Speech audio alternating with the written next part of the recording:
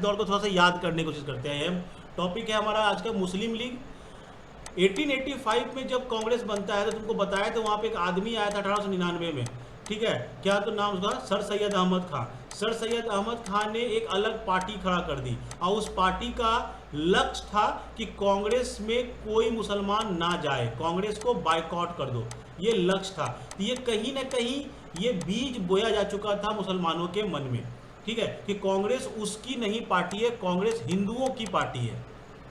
ठीक है, और इस बीज को बढ़ाने का काम कर रहे थे अंग्रेज, ब्रिटिश सरकार। वो जानते थे कि अगर ये दोनों मिल जाएगा तो हमको यहाँ रहना मुश्किल हो जाएगा। तो ये बढ़ाने के लिए अंग्रेजों ने मुसलमानों के मन में डाला कि यार तुम लोग ना मेरे से बात करो डायरेक्ट, तुम कांग्रेस के थ्रू मत आओ, तुम डायरेक्ट हमसे बात करो, हमको तुम अपनी डिमांड्स को दो, हम तुम्हारे डिमांड्स को पूरा कर देंगे, तुम कांग्रेस के चक्कर में मत रहो, क्योंकि कांग्रेस हिंदू मेजोरिटी के द्वारा डोमिनेट किया जा रहा है, तो यहाँ पर तुम्हारे हितों को नहीं सुना जाएगा। ठीक है, तो रिजल्ट क्या हुआ, जब 1905 में बंगाल का विभाजन होता है, जैसे 1905 में बंगाल को बांटा गया दो पार्ट में, ठीक है, हिंदू और मुस्लिम के रूप में बांटा, हम यही बोलेंगे, हिंदू और मुस्लिम के रूप में बांट दिया बंगाल को दो पार्ट में। तो जो मुसलमान थे, जो बांग्लादेश के थे, ठीक है, मुसलमान जो थे 1906 के अक्टूबर में सुल्तान मोहम्मद आगा खां तृतीय, सुल्तान मोहम्मद आगा खां तृतीय के नेतृत्व में एक मुसलमानों का डेलीगेशन शिमला गया लॉर्ड मिंटो से मिलने। ठीक है, 3 विंग में ये काम किए हैं। एक विंग जो था आगा खां के नेतृत्व में कहाँ गया, शिमला गया लॉर्ड मिंटो से। लॉर्ड मिंटो तो बता चुके थे, 1906 में आ चुके थे, ये कर्जन ने किया, उसके बाद लॉर्ड मिंटो आ गए। तो लॉर्ड मिंटो थे उसमें के वायसराय से मिलने गया और बोला कि भारतीय मुसलमानों को एक विशेष स्थिति दो, स्पेशल रिकॉग्निशन दो, मतलब अगर आपके पास सीट है तो सीट में हमको अलग से सीट दो, हमको अलग से रिजर्वेशन दो, हमको अलग से बिठाओ, हमको अलग से पोस्ट दो, क्योंकि हम भारतीय मुसलमान हैं। ठीक है, तो एक शिष्टमंडल कहाँ गया, शिमला गया लॉर्ड मिंटो से मिलने। अगर बोलेंगे कि अंग्रेज इसको भाव नहीं दे रहा, तो अंग्रेज मिलने के लिए बुलाया कहाँ है भाई।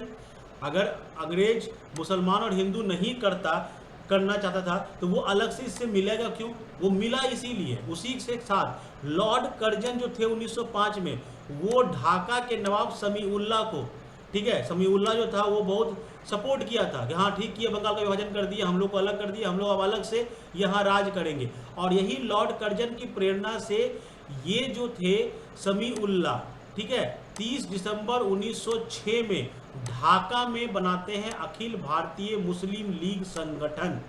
ध्यान से समझना, यही फैक्ट हम शुरू में लिखे थे कि ऑल इंडिया मुस्लिम लीग का संस्थापक कौन है। हमेशा पूछता है कि मुस्लिम लीग, जैसे हम लोग पढ़ते हैं ना कांग्रेस का संस्थापक कौन था, हम लोग बोलते हैं एओ ह्यूम ने कांग्रेस को बनाया। वैसे ही मुस्लिम लीग कौन बनाया, तो मुस्लिम लीग बनाया था नवाब ख्वाजा समीउल्लाह, ये ढाका के नवाब थे। ढाका कौन, बांग्लादेश का राजधानी जो है। अब कब बना, 30 दिसंबर 1906। कांग्रेस कब बना था, 28 दिसंबर 1885 में इसका गठन हुआ था। इसका कब हुआ है, 30 दिसंबर, मंथ लगभग दिसंबर में ही तुम्हारा हुआ, लास्ट ऑफ द मंथ 1906 में। और कहाँ हुआ, ढाका में। इसका बैठक कहाँ हुआ था, पहला बॉम्बे में। ऐसे चीज़ों को हमेशा एक तरफ दूसरी तरफ लिखते जाओ, चैलेंज करते जाओ, तो तुमको याद होता चला जाएगा। तो मुस्लिम लीग का गठन कौन किया, नवाब थे समीउल्लाह, उन्होंने मुस्लिम लीग संगठन का गठन कर दिया। और जिस प्रकार कांग्रेस के कुछ ऑब्जेक्टिव थे, वैसे ही मुस्लिम लीग के भी कुछ ऑब्जेक्टिव थे। क्या क्या ऑब्जेक्टिव थे, पहला ऑब्जेक्टिव था ब्रिटिश सरकार के प्रति मुसलमानों में निष्ठा को बढ़ाना, मतलब मुसलमानों को ब्रिटिश सरकार में विश्वास रहना चाहिए, इसके लिए मुस्लिम लीग काम करेगी, मतलब मुसलमानों को समझाएगी कि तुम ब्रिटिश सरकार के अगेंस्ट मत जाओ, वो बहुत अच्छे हैं। दूसरा, मुसलमानों के राजनीतिक अधिकारों की रक्षा, मतलब उनको पॉलिटिकली राइट्स मिलने चाहिए अलग से, उसको प्रोटेक्ट किया जाए और उसको बढ़ाया जाए, ये डिमांड था उनका। और लास्ट जो डिमांड है वो है अन्य संप्रदायों के प्रति कटुता की भावनाओं को बढ़ने से रोकना। ये केवल लिखा हुआ था, माने अन्य संप्रदाय मतलब कौन हो रहा है यहाँ पर, एक्चुअल में ये बोला जा रहा है हिंदुओं को, कि हिंदुओं के प्रति जो उनके मन में कटुता की भावना है, माने उनसे जो द्वेष है, उनसे जो दुश्मनी टाइप का भाव हम लेके चल रहे हैं, उसको बढ़ने नहीं देंगे, उसको मतलब रोक के रखेंगे कि ऐसा भाव हम लोग के मन में नहीं है। क्यों ऐसा बोल रहा है, क्योंकि कांग्रेस भी बोल रही है ना कि हम मुसलमानों को भेदभाव नहीं करेंगे, तो ये कैसे बोल सकता है कि हम भेदभाव करेंगे? इसलिए इसने भी कहा कि हम ये वाला भाव नहीं आएंगे, ठीक है। और कांग्रेस का जो प्रभाव बढ़ रहा था, क्योंकि 1906 का दौर है, तो 1906 में क्या हुआ था? स्वदेशी आंदोलन हुआ था, ठीक है। स्वदेशी आंदोलन चूंकि हो रहा था, तो और कांग्रेस ने इसको सपोर्ट कर दिया था। याद होगा तुमको, दादा भाई नेहरू जी ने स्वदेशी आंदोलन को के रिजोल्यूशन को पास कर दिया था। तो कांग्रेस का वैल्यू बढ़ रहा था, क्योंकि आंदोलन हो रहा है तो कांग्रेस का वैल्यू भी बढ़ रहा था। तो कांग्रेस के बढ़ते प्रभाव को खंडित करने के संबंध में इसने अपना रेजोल्यूशन पास कर दिया, ब्रिटिश लीग ने, मुस्लिम लीग ने। मतलब कांग्रेस का जो प्रभाव बढ़ रहा है ऐसा कुछ नहीं है, ये बस हवाबाजी है, हम लोग इस प्रभाव को नहीं मानते हैं, ऐसा एक उन्होंने अधिवेशन में प्रस्ताव पारित कर दिया। 1906 में जो कांग्रेस का कलकत्ता अधिवेशन हुआ था, जिस बता जो तुमको रहे थे, जिसमें दादा भाई नेरोजी बनते हैं अध्यक्ष, उन्होंने क्या कहा था अधिवेशन में?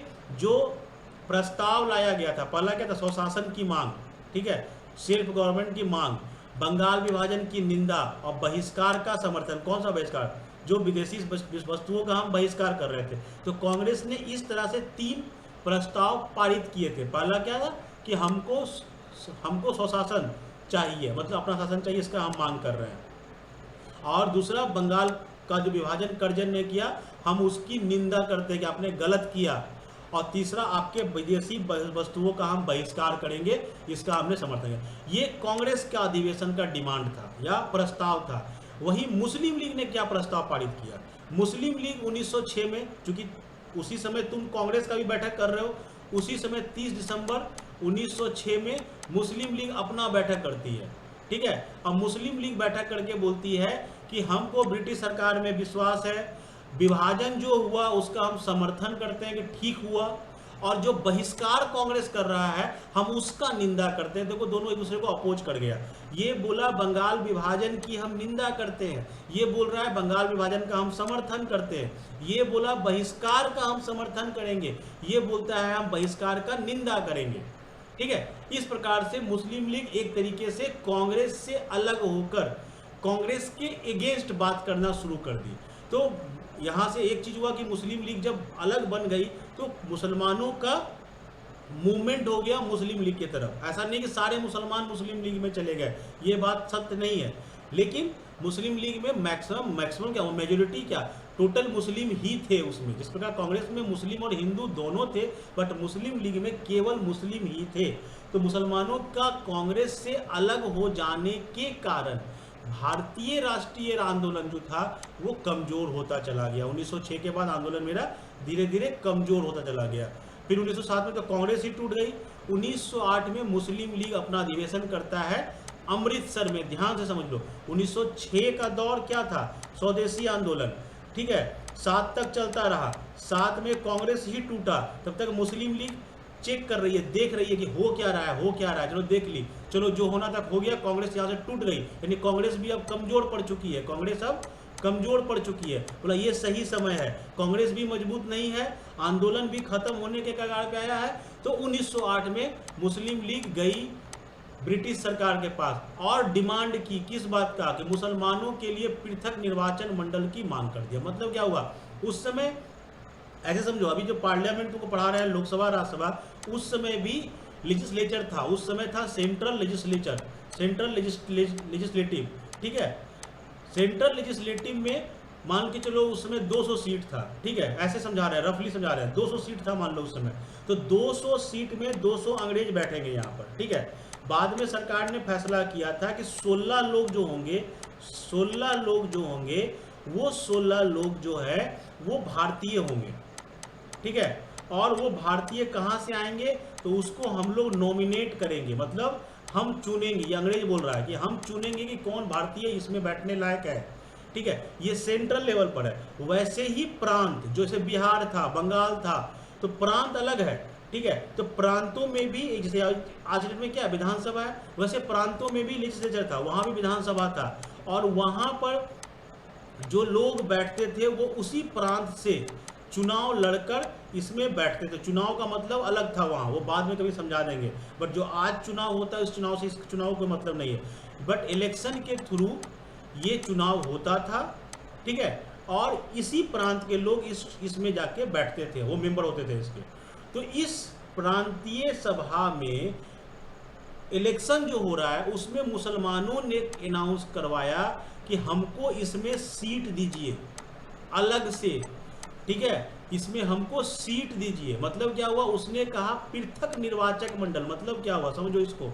उसने कहा देखो दो चीज होता है यहाँ पर, एक होता है वोटर, जो तुम लोग हो, तुम लोग वोटर हो, तुम लोग वोट देने जाते हो, ठीक है, और तुम्हारा एक बनता है वोटर लिस्ट, ठीक है, जब चुनाव देने गए वोट देने कभी गए हो तो तुम देखे होगे, और उस वोटर लिस्ट में नाम होता है ABCD ऐसे नाम होता है, और तुम मान लो A हो तो तुम गए चुनाव में वोट देने के लिए, तो तुम मिलाया वो अपना नाम, हाँ इसका नाम मिल रहा है, जाओ तुम वोट दे सकते हो। That voter list that is called निर्वाचक मंडल। तो इस वोटर लिस्ट में जिसका नाम होगा वही ना वोट देगा। तो उन्होंने क्या डिमांड किया कि जिस एरिया में मुसलमान ज़्यादा हैं, मतलब मुसलमानों की संख्या ज़्यादा है, वहाँ के वोटर लिस्ट में केवल मुस्लिम का ही नाम होगा, वोटर लिस्ट में ही मुस्लिम का नाम होगा। यानी कि उस एरिया में वोट देने का अधिकार सिर्फ मुसलमानों को होगा। सिंपल भाषा में समझे, अगर 100 लोगों का एक कोई गांव है, ठीक है, जिसमें मान लो 70 लोग मुस्लिम हैं और 30 लोग हिंदू हैं, तो संख्या ज़्यादा किसका हुआ, मुस्लिम का। तो बोला इस गांव में जब वोटर लिस्ट बनेगा तो यही 70 लोग का ही नाम इसमें रहेगा, इस 30 का नाम नहीं रहेगा, और यही 70 लोग केवल जाएंगे वोट देने के लिए। दैट इज कॉल्ड पृथक निर्वाचन मंडल, ठीक है। कि हमको जैसे आज क्या होता है, आज से होता है रिजर्वेशन, जैसे SC सीट हम रिजर्व कर दिए, मतलब क्या हुआ, उस सीट पर केवल SC चुनाव के लिए खड़ा हो सकता है, बट वोट डालने वाला तो सभी कास्ट का लोग होता है, ठीक है। वोट डालने वाला हिंदू भी होता है, ब्राह्मण भी होता है, ठीक है, दलित भी होगा, सब होगा, वोट तो सब लोग डाल सकता है, लेकिन चुनाव केवल SC लड़ सकता है।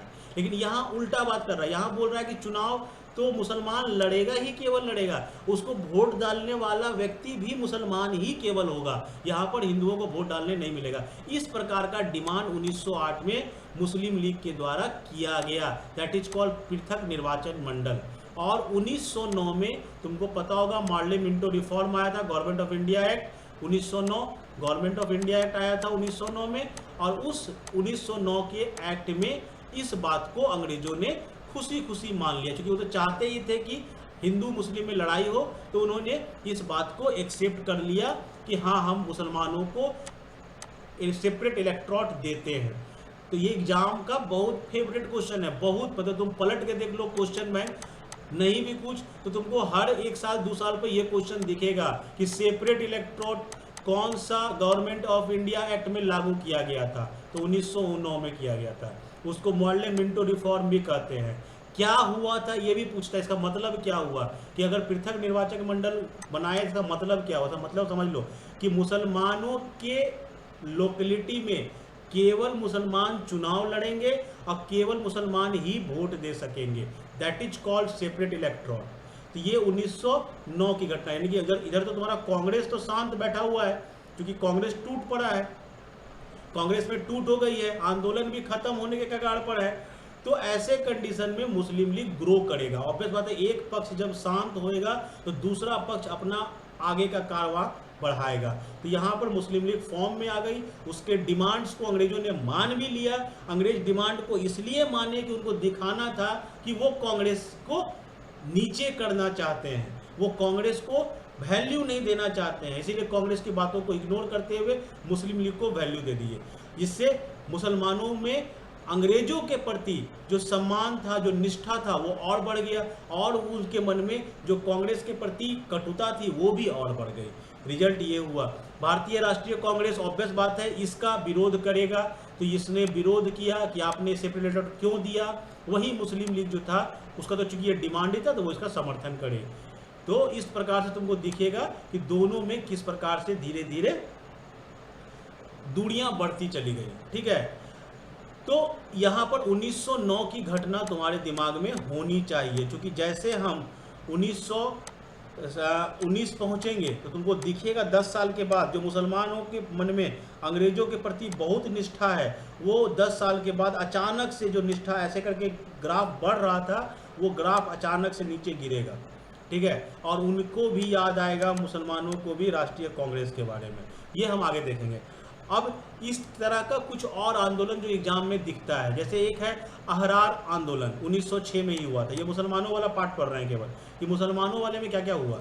तो अहरार आंदोलन 1906 में हुआ था, जिसमें बंगाल के राष्ट्रवादी मुसलमान थे, राष्ट्रवादी, ठीक है, वहां से समझना, ये मुस्लिम लीग का ऑपोजिट है।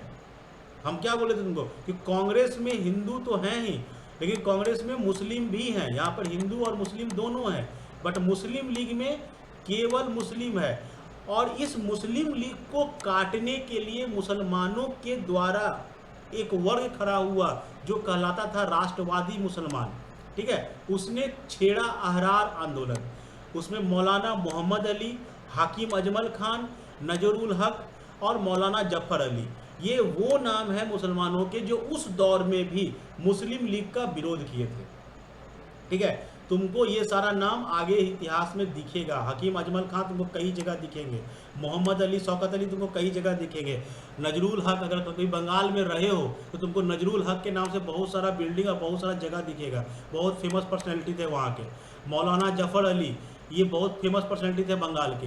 ये वो मुसलमान थे जो बोले कि हम ब्रिटिश सरकार की चाटुकारी नहीं करेंगे, ठीक है। ये बोले कि हम ब्रिटिश सरकार की, चूंकि मुस्लिम लीग ने क्या कहा था, ब्रिटिश सरकार के प्रति निष्ठा लाएंगे, ये बोले हम ये काम नहीं करेंगे और हम राष्ट्रीय आंदोलन में भाग लेंगे। राष्ट्रीय आंदोलन मतलब क्या, राष्ट्रीय मतलब कांग्रेस के द्वारा जो आंदोलन छेड़ा जा रहा है, हम उस सब आंदोलन में भाग लेंगे। यानी ये अहरार आंदोलन मुस्लिम लीग को काउंटर करने के लिए था, ठीक है। तो अगर तुम्हारे मन में आता है कि मुसलमान खराब थे, तो मुसलमान खराब नहीं थे, एक वक्त मुसलमान का तो ये भी था जो आपके आंदोलन के साथ खड़े था। तो इसलिए कभी भी किसी के बारे में ना उटपटांग विचार मत रखना, ठीक है। उसके बाद ये हुआ, तुमको एक अहरार आंदोलन कभी कभी एग्जाम ये दिखता है कि किसके द्वारा शुरू किया गया, पहला पॉइंट, या दिखता है कि किसके विरोध में ये शुरू किया गया, ये भी दिमाग में तुमको बैठा देना है। फिर 1911 में आता है राजद्रोह अधिनियम, ठीक है, और भारतीय प्रेस एक्ट, ये हम कभी पढ़ेंगे अलग से। ये आंदोलन इसलिए आया क्योंकि यहाँ पर बहुत सारे क्रांतिकारी आंदोलन शुरू हो चुके थे, जिसको दबाने के लिए अंग्रेजों ने एक्ट लाया। इम्पोर्टेंट क्या रहेगा यहाँ पर, ये चूँकि बंगाल विभाजन का एक रिजल्ट मुस्लिम लीग का गठन भी है। कभी कभी एग्जाम में तुमको इस लाइन को लिखकर बोलेगा वेरीफाई कीजिए, ठीक है, कि बंगाल का विभाजन होना और मुस्लिम लीग का बनना एक दूसरे का पूरक है। आप अपने इसको फलना शब्दों में समझाएं। तो ये देखो, तो दिल्ली दरबार जो लगता है, जिसमें जॉर्ज पंचम आते हैं, महाराजा वहाँ की, और महारानी मेरी, और उसमें थे लॉर्ड हार्डिंग थे आपके वायसराय। उसके समय में दिल्ली में दरबार लगता है, ये राजा साहब आए हैं, आओ दरबार लगा, जिसमें पहला पॉइंट हुआ बंगाल विभाजन ही रद्द कर दिया गया, जिस कारण से मुस्लिम लीग का शुरुआत होता है, उस बंगाल विभाजन को यहाँ पर रद्द कर दिया गया था, ठीक है। अब बंगाल में नए प्रांत का गठन हुआ, यहीं से तुम्हारा बिहार और उड़ीसा अलग हुआ, जो हम लोग 1912 को मनाते हैं, बिहार का स्थापना दिवस इसीलिए मनाते हैं। 1911 में अनाउंसमेंट होता है, 12 में जाकर ये लागू हो जाता है। तो बिहार और उड़ीसा बंगाल से यहीं से अलग हो गया, ठीक है, फाइनली बंगाल से ही अलग हो गया पूरी तरह से। असम को फिर से सिलहट में मिला दिया गया, असम को फिर से वापस बंगाल की तरफ चला गया। और इम्पोर्टेंट चीज़ था, भारत की राजधानी कोलकाता से दिल्ली शिफ्ट हुई, यहीं से राजधानी शिफ्ट होती है दिल्ली, जो दिल्ली तुमको आज दिख रही है, ठीक है। इस प्रकार से राजधानी हमारा शिफ्ट हो गया इधर। तो 1911 का दौर आया, यहाँ पर क्या हुआ, समझ में आया लोगों को, मुस्लिम लीग को भी समझ में आया कि अंग्रेज केवल अपने फायदे के लिए ये काम किए थे, बाद में फिर उसको ख़त्म कर दिए, तो हम लोग बिना मतलब का लड़ रहे हैं। तो अब देखो होता क्या, लखनऊ में जो समझौता तुमको बार बार पाते हैं, लखनऊ समझौता हुआ कैसे, आखिर दोनों मिला कैसे, ठीक है। इंपॉर्टेंट ये है कि एक तरफ नरम दल गरम दल था, एक तरफ कांग्रेस और मुस्लिम लीग था, ये सब आपस में मिलेगा कैसे। यहाँ पर बहुत बड़ी बड़ी घटनाएं होती है। पहला घटना समझो, पहला घटना था गोपाल कृष्ण गोखले और फिरोज शाह मेहता, जो तुमको याद होगा मॉडरेटर्स थे, ठीक है, जो नरम दल के नेता थे। इनकी मृत्यु 1915 में हो गई, ठीक है। ये लोग हट गए मार्केट से, ये लोग चूंकि डेथ हो गई, ये हट गए, अब कहानी खत्म। तो नरम दल का नेता का डेथ हो जाता है, वो भी बहुत बड़ा नेता का, ठीक है। उसके बाद गरम दल में जो थे बाल गंगाधर तिलक, इनकी दोस्ती रहती है एनी बेसेंट के साथ। एनी बेसेंट, तुम देखोगे एनी बेसेंट के साथ बाल गंगाधर तिलक ने होम रूल आंदोलन चलाया था, ठीक है। तो एनी बेसेंट दोनों पक्ष में, गरम दल और नरम दल के बीच में ब्रिज का काम की, ठीक है। और ये दोनों को मिलाने की कोशिश की, कि समझाने की कोशिश की गरम दल को भी कि अलग अलग रहकर आप कुछ नहीं कर पाएंगे, जब तक पूरा कांग्रेस यूनाइट नहीं होगा तब तक हम अंग्रेजों के खिलाफ कोई आंदोलन नहीं कर पाएंगे। तो एनी बेसेंट का प्रयास था, ठीक है। एनी बेसेंट का प्रयास था। कभी एग्जाम में ये भी पूछता है कि किसके प्रयास के द्वारा गरम दल और नरम दल आपस में मिले थे। तो एनी बेसेंट ने दोनों पक्षों को मिलाने की कोशिश की और कांग्रेस के मंच पर एक साथ लाने का प्रयास किया गया इनके द्वारा। किसके द्वारा किया गया? एनी बेसेंट के द्वारा। 1916 में कांग्रेस के अधिवेशन की अध्यक्षता किसके द्वारा की गई थी? अंबिका चरण मजूमदार। ये तुमको पाला दिन भी पढ़ाए थे। ये हुआ। अब यहाँ पर देखो खेल क्या, ये तो हुआ नरम दल गरम दल को तो एनी बेसेंट मिला दी। अब मुसलमान या मुस्लिम लीग क्यों आएगा? बाल्कन युद्ध होता है, ठीक है, बाल्कन का युद्ध होता है। बाल्कन के युद्ध में यूरोप के तरफ से इंग्लैंड जो थी वो लड़ने चली गई थी, ठीक है, और वो मुस्लिम कंट्री थी। जब मुस्लिम कंट्री पर इंग्लैंड ने हमला कर दिया और इंग्लैंड उसको जीत लिया, तो मुसलमानों को लगा, भारतीय मुसलमानों को, कि यार ये अंग्रेज तो हमको अच्छा अच्छा बोलता है, लेकिन हमारे, चूँकि मुसलमानों में देश को लेके नहीं है, वो पूरे दुनिया के मुसलमानों को एक मानते हैं। तो मुसलमानों को लगा कि यार मेरा कम्युनिटी, मेरा भाई लोग जो है उस पर यही अंग्रेज, यही ब्रिटेन जो हमको यहाँ पर कुछ कुछ दे रहा है, बट वहाँ जाके हमला कर दिया, यानी ये मुसलमानों के खिलाफ है। सो मुसलमान, भारतीय मुसलमान जो थे वो अंग्रेजी सरकार से नाराज चल रहे थे कि आप वहाँ जाके हमला क्यों किए, क्यों मारे हमारे भाई लोगों को। तो यहाँ पर अंग्रेजी सरकार के खिलाफ भारतीय मुसलमान यहाँ पर हो गए, जिसका रिजल्ट है जब तुम जिसके मतलब क्या बोलते हो, सपोर्ट के कारण तुम लड़ रहे थे कांग्रेस से, उसी का सपोर्ट ही तुम छोड़ दिए, तो अब तुमको कांग्रेस क्या लगेगा? तुमको कांग्रेस दोस्त लगेगा। कांग्रेस के लोग भी समझाए, देख लिया ना, बहुत तुम निष्ठा कर रहा था कि हमको अंग्रेजों की सरकार शासन में निष्ठा है, तो देखो निष्ठा, तुम्हारे दोस्त लोग को वहाँ मार बैठा, तुम्हारे भाई लोग को वहाँ मार बैठा, यही निष्ठा तुम्हारा है। तो यहाँ पर मुस्लिम लीग को लगा कि मेरा अंग्रेजी सरकार अच्छा नहीं है, ठीक है। जो सबसे बड़ा पॉइंट था 1900, चूँकि देखो तुम दोनों का डेट देखो, तुमको बोले थे ना कांग्रेस का डेट क्या था, 28 और 30 दिसंबर को हुआ था पहला बैठक, नहीं इसी दिन चलता है हर साल बैठक उसका। और मुस्लिम लीग का भी 30 दिसंबर को हुआ था गठन, तो इसका भी चलता है 30 दिसंबर को ही। मज़ेदार चीज़ ये था कि दोनों का डेट तो सेम है ही, दोनों ने जगह भी सेम चुन लिया था, लखनऊ, ठीक है, दोनों ने लखनऊ ही जगह चुन लिया था। और जैसे लखनऊ जगह चुन लिया था, बस दोनों दल के जो नेता थे आपस में मिले और बोले जब लखनऊ में एक ही तारीख को एक साथ ही बैठक करना है, तो क्यों ना हम लोग संयुक्त योजना, कंबाइंड प्लान बनाएं और प्रस्ताव पारित करें और संयुक्त रूप से कंबाइनली हम लोग प्रोग्राम चलाएं, ठीक है। तो ये दोनों में समझौता हुआ। I am not telling that कि मुस्लिम लीग मर्ज हो गई कांग्रेस में, मर्ज नहीं हुई। मुस्लिम लीग और कांग्रेस में समझौता होता है। क्या समझौता होता है? ध्यान से समझ लो। दोनों में समझौता हुआ कि अब हम दोनों जब भी कोई आंदोलन करेंगे, अगर मुस्लिम लीग कोई आंदोलन करेगा तो कांग्रेस उसको सपोर्ट करेगा, अगर कांग्रेस कोई आंदोलन करेगा तो मुस्लिम लीग उसको सपोर्ट करेगी। दूसरा पॉइंट, अगर सपोर्ट नहीं भी की तो विरोध नहीं करेगी, ठीक है। यही दोनों के बीच में समझौता होता है और इसी समझौता को हम लोग लखनऊ समझौता, लखनऊ पैक्ट या कांग्रेस लीग योजना के नाम से हम लोग जानते हैं, जो 1916 में हुआ। अगेन क्वेश्चन क्या पूछेगा, 1916 में कांग्रेस के अध्यक्ष कौन थे? तो उसमें कांग्रेस के अध्यक्ष थे अंबिका चरण मजूमदार। तो ये था तुम्हारा मुस्लिम लीग से रिलेटेड बातें, कैसे मुस्लिम लीग बना, कैसे उसके अपोजिट में एक आंदोलन छिड़ा और कैसे मुस्लिम लीग और कांग्रेस के बीच में समझौता हुआ।